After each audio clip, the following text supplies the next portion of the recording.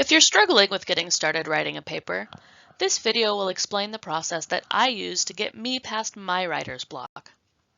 Okay, let's go. I begin with what I call a brain dump. So I find that when I sit down to write a paper, I often have so many ideas in my head it feels like they're swirling around in a nebulous argument cloud that's constantly evading me. In order for me to make sense of it, I have to get it out. So that's exactly what I do. I simply type all of these disorganized ideas out into a new Word document, or I text them to myself on my smartphone, or I write them on a napkin if that's what I've got with me. The point is to get these ideas out. It doesn't need to be pretty. It can be as basic as a list of everything related to your paper. Just get it out.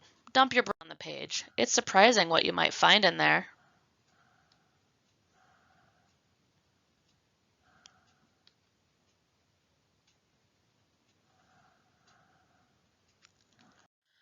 Once I've finished with my brain dump, I use the points I've come up with to construct an outline.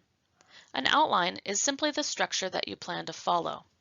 It allows you to construct your argument in the most convincing way.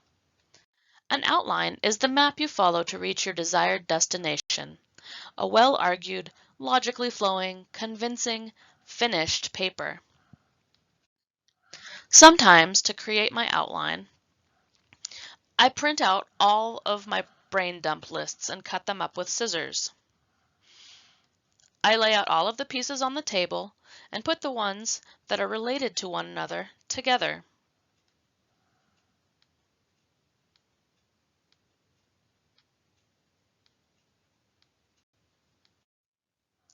Frequently, these groups I create become my paragraphs and other related parts of my essay.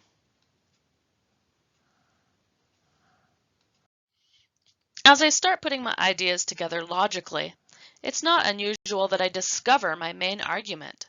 And by this point, I have a lot of work on supporting my arguments that's already done.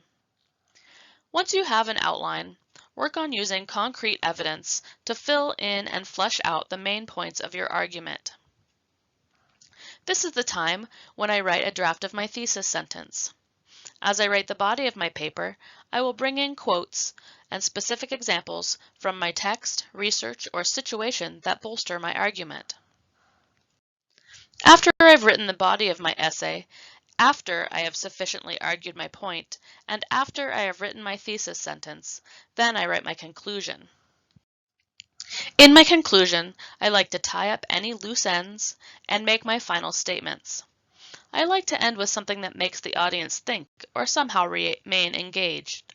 Be creative here. Leave your reader wanting more. Finally, once everything else is done, counter to what your intuition might tell you, I write my introduction. Be sure to open with an attention grabber. You want to hold your audience's attention from the beginning. Now all that is left is to write a transition and introduce your thesis sentence. Now you're ready to begin the editing process, but we'll have to talk about that another time. If you would like more help, be sure to check back here often. If you are one of my students, you can Slack me.